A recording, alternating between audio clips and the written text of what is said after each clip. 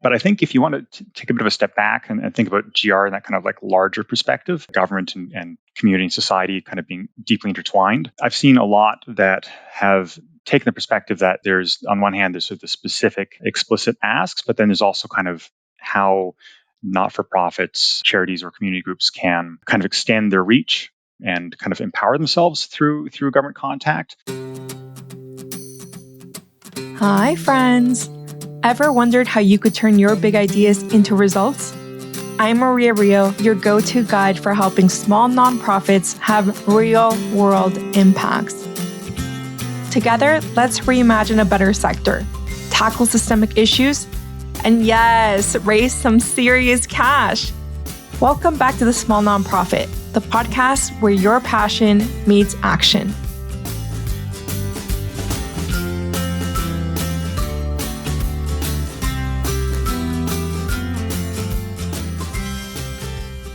Hi, friends. Welcome back to the Small Nonprofit Podcast. I'm your host, Maria Rio. And today I have someone very interesting joining me. So I'm really excited to introduce you to Tristan, who is actually not a nonprofit professional. Gasp. So Tristan's going to share his expertise with us today. I'm really excited to have you here. Thank you so much for joining us today. Great. Thanks for having me, Maria. Can you tell our audience who you are, what you do, how you got into what you do? Sure. Yeah. My name's Tristan Dewdny. And for all intents and purposes, I'm a lobbyist. Those of us in the industry, we call ourselves government relations professionals. That's sort of the professional choice of words there. So by way of background, I studied too much political science in university and wound up working in a political office at City Hall here in Toronto a number of years back. So I spent about 8.5 years working in government at the municipal level, political level. And then around 2019, I made the transition from political office to working for one of the larger consultancies. Ultimately, I was the director of municipal affairs for Sussex Strategy Group. And then more recently, I've broken off to start my own business. And these days, I'm doing government relations work at the municipal, provincial, and federal level here in Toronto. I find your job very interesting and very exciting and kind of a little bit obscure. So I'm glad that we get to have this conversation and bring in the sector. Can you tell us a little bit about what is lobbying and what is it not? Sure. Big question. I mean, on paper, lobbying is essentially defined as pushing for government to make a decision one way or another, whether that's policy or allocation of funding or selecting a vendor. Anytime you are asking a public official, whether elected or not, to do something, even come for a tour of your facility or to come and meet the team, depending on the conditions, that's lobbying. So what is it not? What is lobbying not?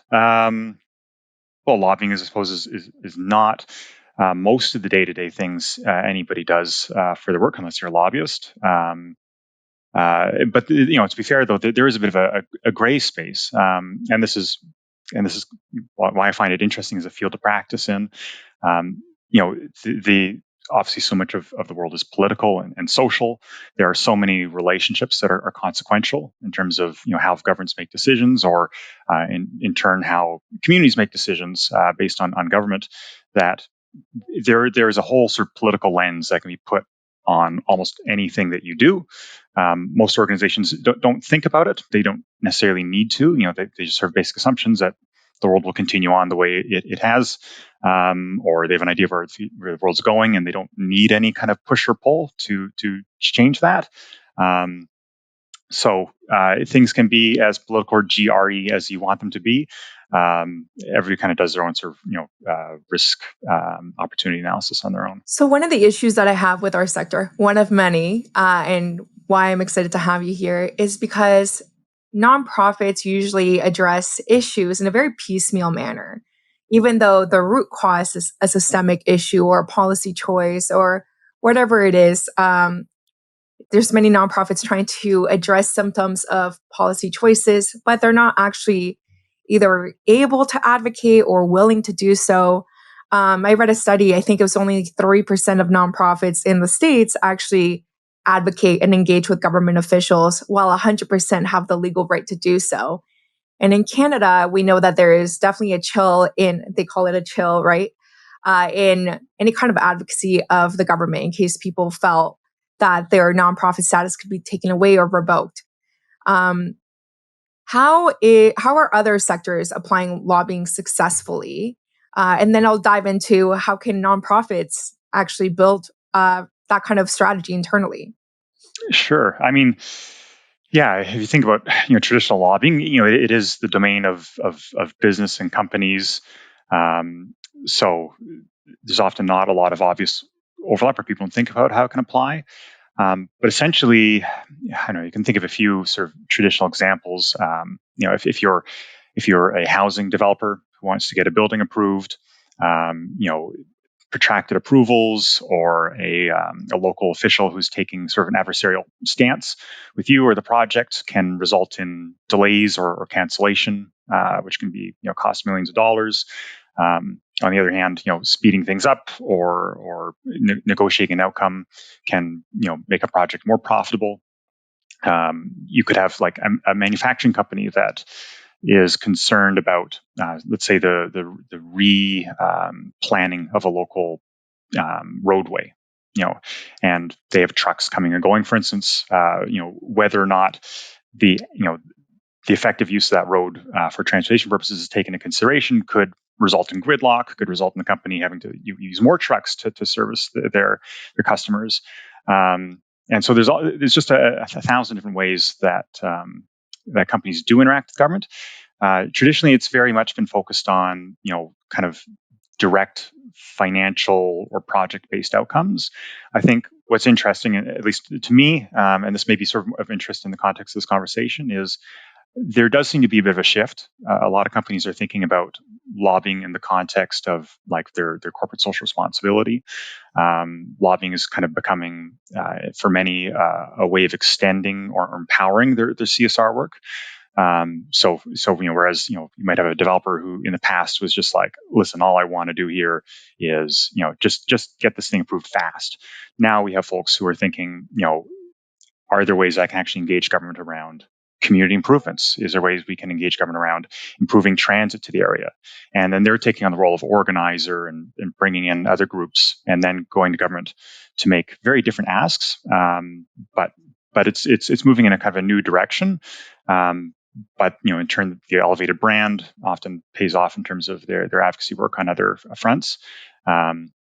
So it's a big area. It's evolving, and it's quite interesting. That is, yeah. So apparently, because I'm not a lobbyist, you can move in a lot of different directions. There's a lot of reasons to engage with government.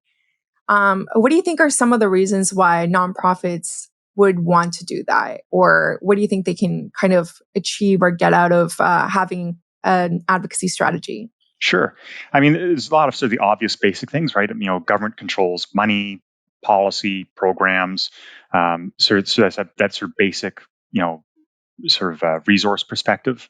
What can government, do or empower me to do directly?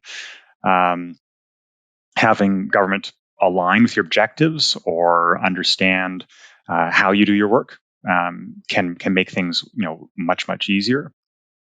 But I think if you want to take a bit of a step back and think about GR in that kind of like larger perspective, government and community and society kind of being deeply intertwined, I've seen a lot that have taken the perspective that there's, on one hand, there's sort of the specific explicit asks, but then there's also kind of how not-for-profits, charities, or community groups can kind of extend their reach and kind of empower themselves through government contact.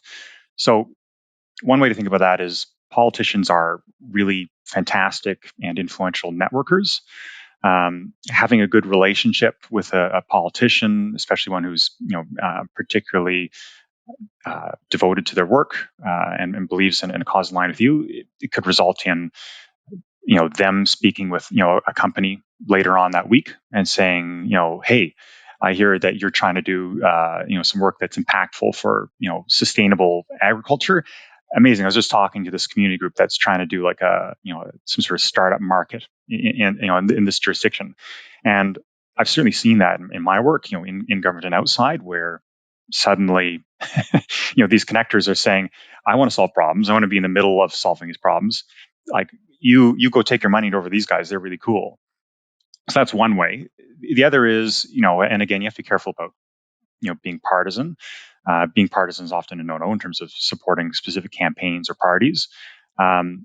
But if in the course of sort of their regular duties as an elected official, somebody's tweeting out the work your organization is doing, or they're featuring you in their newsletter, or let's say they're even doing something like some press, that can be fantastic exposure for an organization. They have large audiences and large networks that you can get exposed to that way. Also, politicians, elected officials, non-elected officials are often very much in the know.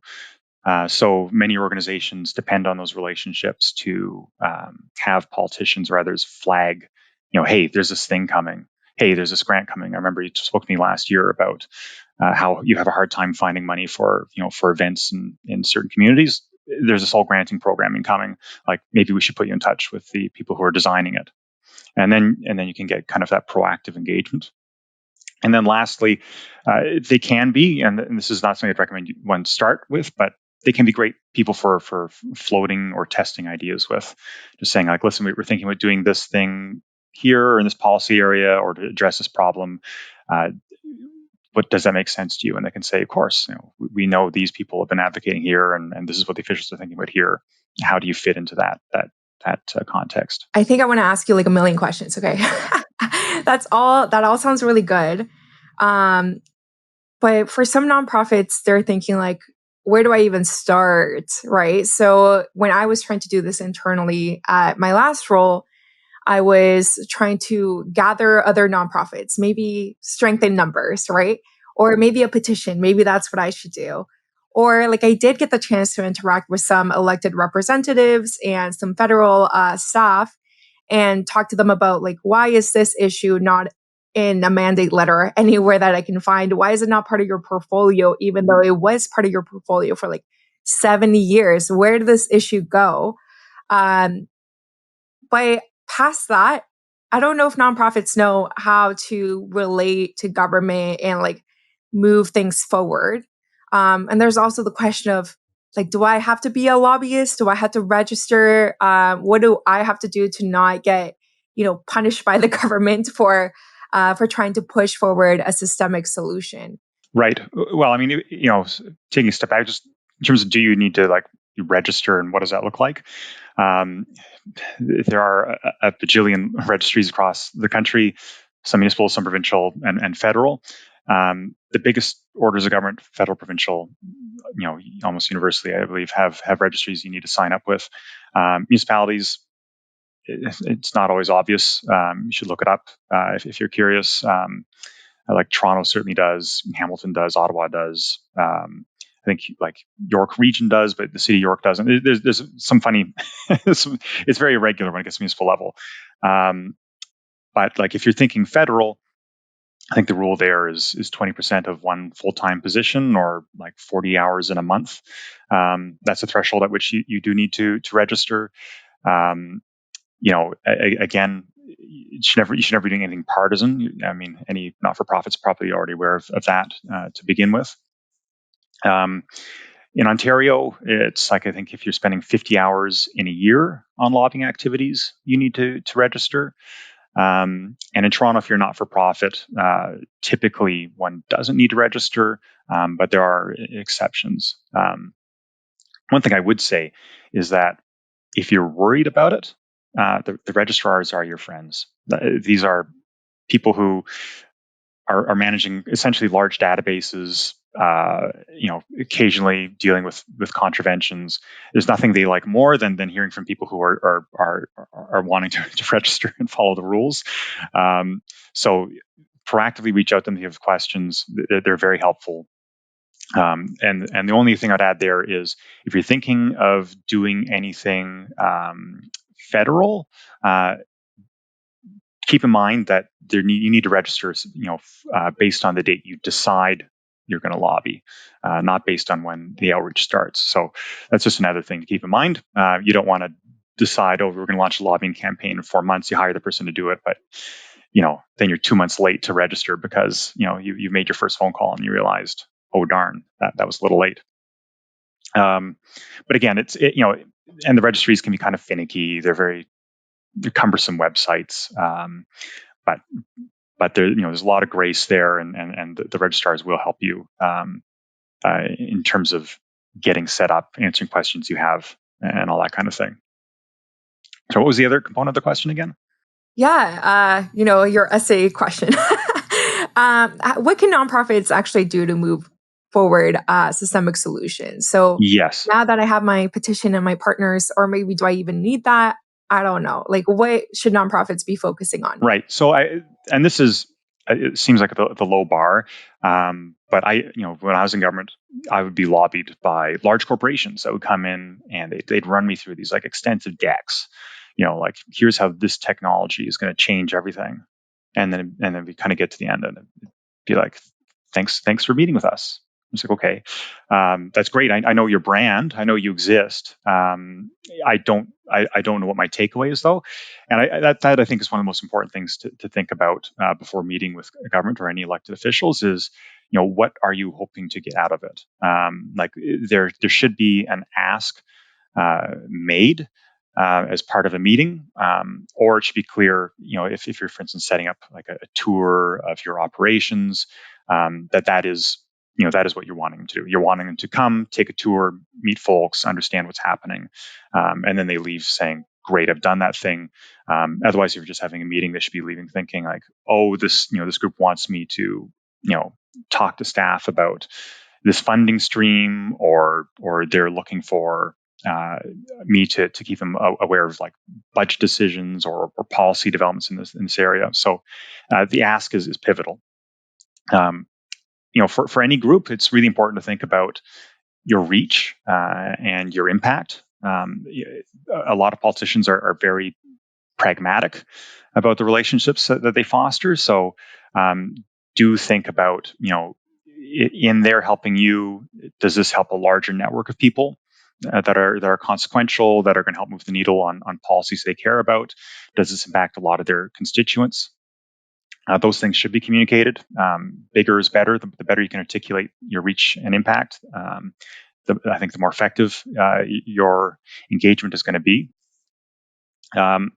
So you have the ask. You have sort of description of your reach. You should be looking at what office holders do you overlap with. Who are the ones who are controlling the funding in the area that you're interested in? Who's writing the policy in the areas you're concerned about? Who represents the constituencies that you are active in? It could be where your office is based. It could be where you do your program, or in the communities that you touch. Those are the ones who are going to be, you're going to want to connect with most. They're the ones that you can ask the most of to represent you at a policy or sort of local political level. So map those out, prioritize them appropriately. So you refine that list. Prepare a presentation. Get comfortable pitching. What you're about and why that's important. A lot of these kinds of things, most organizations will already have in some format. You probably have a website. You probably have a deck used for other purposes. Think about retooling that for a political audience. So again, explain who you are, all that good stuff. End up with the ask, and you got a good document there. And then think about maintaining relationships. You've done a tour. You spoke with everybody. Maybe you're just wanting to build that your network and make sure the government's aware of who you are. Ministers and committee chairs get swapped out routinely. Who's the new chair? Who's the new committee member? Make sure that they're on your list for outreach. Sometime after that changes up. Maintain contacts. You can show up to events. Make sure they remember who you are, and that will get you a long way to having the kind of relationships that you may be going to this with specific asks, but also once you have that network and are maintaining it, you have resources and folks that you can go to on an urgent basis if suddenly the government's considering some sort of profound change to your sector or to a policy area that really matters to you. Then it's like, oh yeah, okay, I was on tour with them last year. They know their stuff. Their work impacts 200 people in my community, and they're saying hold up there, like this policy change is going to be really impactful. That you're gonna get listened to much more quickly. So that's sort of the basics. That's sort of that's sort of the sort of foundational, outreach and contact plan. I'm actually surprised, like how many similarities there are between how we do our work. So you're talking about an ask. Oh, fundraisers ask all the time. Yeah. A pitch, and what a lot of people who don't fundraise don't understand is that it's all about building really deep, true relationships based on shared values. So I think that's a very applicable strategy here. Like, what can we work on together? And also connecting with the decision makers. Like, all of this is very aligned to how we're trained to do our work. So that's very, very exciting. I actually wanted to go back to something that you said a little bit earlier, probably like 10 minutes ago. Sorry, but I wrote it down. So what do you mean by partisan, right? Because a lot of the issues that nonprofits work on can be considered partisan, like, supporting people experiencing homelessness, or maybe that's my misconception of what partisan means. Sure. So maybe you can, thank you. Yeah, well, I mean, I think one that the fact you consider that to be partisan kind of suggests you're sort of politically savvy to the dynamics of politics, right? I mean, there are issues that are closer to one party or one side of the political spectrum than another, but that itself is not considered partisan. So partisan is party-based support, or what we say, like an outsized interest in a specific candidate or politician. So if all your work is around getting pictures with somebody who's in the middle of an election, that could that would very likely be considered partisan. Just as if you, I mean, arguably you could only meet with elected officials from the government. So that let's say that's federal. You're only meeting with Liberal Party or NDP members, and that's not considered partisan. Similarly, if you're aware, whoa, this one member over here just went on the news and said some bonkers stuff that makes we know categorically that's not true. Having a meeting with them to educate them about the issues, it's very targeted, but in that context where there's a clear public position that you're trying to engage with them on, not considered partisan. So just think about it in terms of is this about an election, or could it be construed as being about boosting the electability of an individual or party? That's partisan. Okay, so something I've done in the past that now I need to get this insight. Something that I've done in the past is provide a guide for our community members who access our services based on the top 4 public policy priorities that they outlined. So it was affordable housing, free or OHIP paid dental care, and a bunch of others, like better transit or something. What we did is outline what each candidate was saying about these issues, and if they even had a platform on it. Would something like that be considered partisan, or just like education? No, that's just good background intel. I mean, again, the more sophisticated one gets with your government relations campaigning and work, the one you can start learning about they're all, at the end of the day, we can categorize politicians under sort of the large party umbrellas, or put them on somewhere in the right, left, top down spectrum. But they are fundamentally people, and a part of the art of GR is learning all the occasions and exceptions where those categories and buckets don't actually apply, where suddenly a local parking matter becomes way more important than equity or something like that. So those backgrounders are hugely helpful. Knowing where the party stands, knowing where the individual stands, that's just good intel. Typically one doesn't start a meeting by saying, like, listen, like, these are the 12 things you said. And this is the 4 top policy priorities of your party from the last election. Like, here's how we hit them, or whatever. Typically one would say, like, listen, I know from the times I've seen you in the media, or from your campaign literature, that these kinds of issues are close to your heart.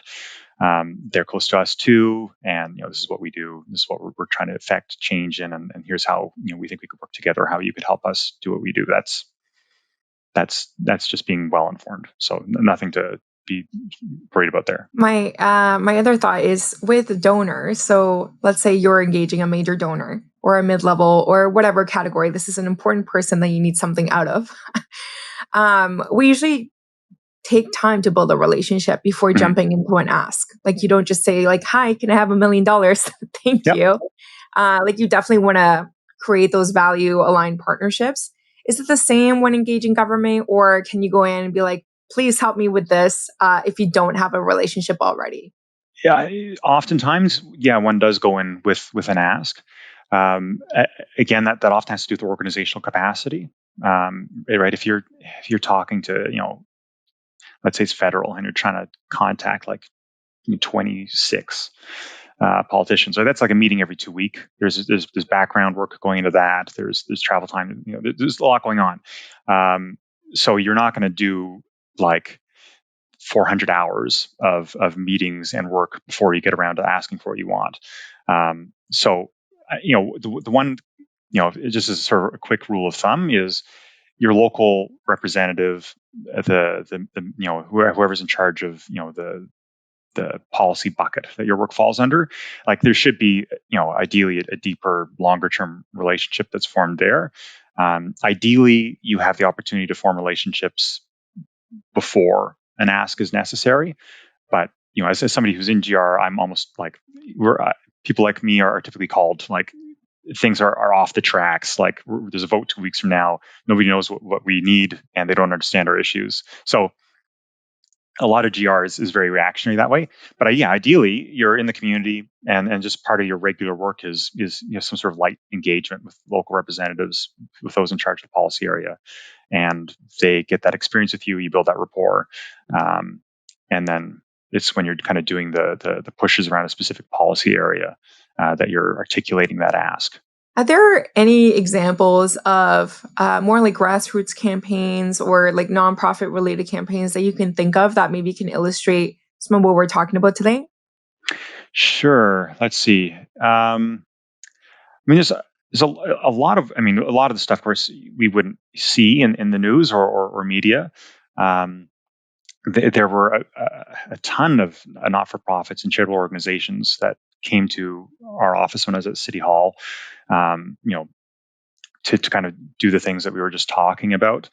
A big priority for then Councillor Kristen Wong-Tam, who I worked for, was Indigenous issues, and we had a number of Indigenous organizations that came to us looking for space, or for ways of more effectively running programs.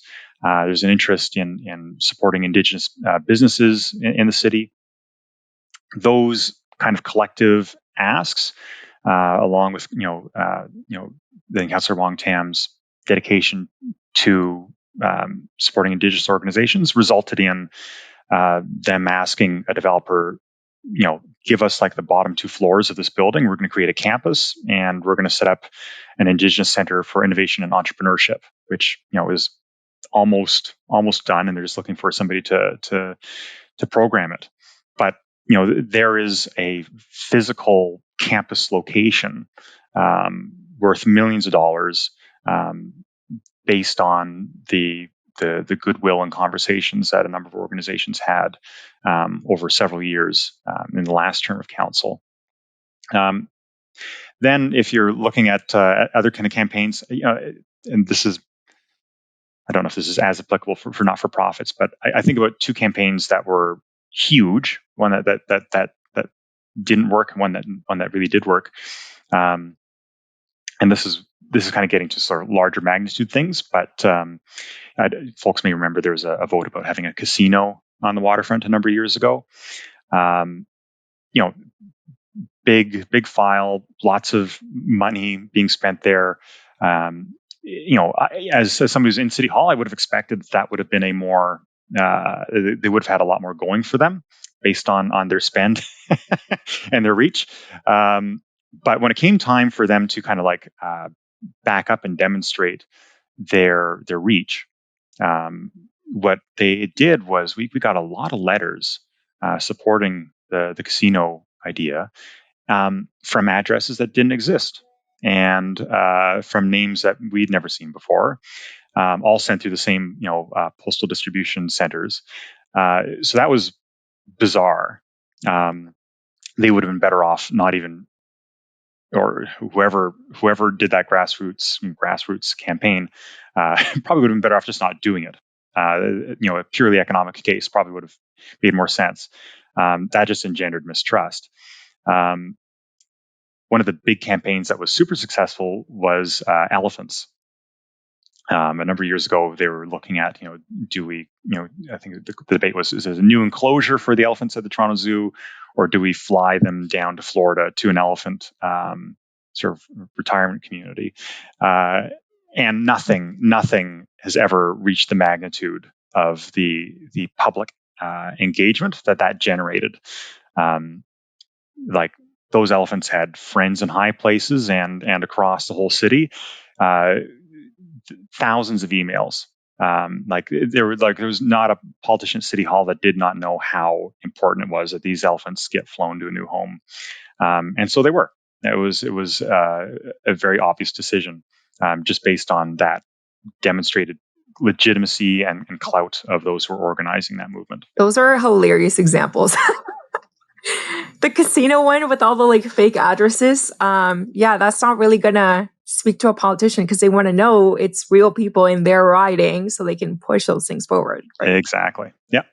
Yeah. Anyway, that kind of gets into like an area of GR that we hadn't talked about before, right? Because I was talking about sort of a contact plan and developing personal relationships. But of course, there are a ton of ways that you can augment that work to demonstrate your oomph and reach and to help solicit action. So lots you can do there. Would it be helpful to talk about that a little bit? Because there's a few tools that are good to know. Okay.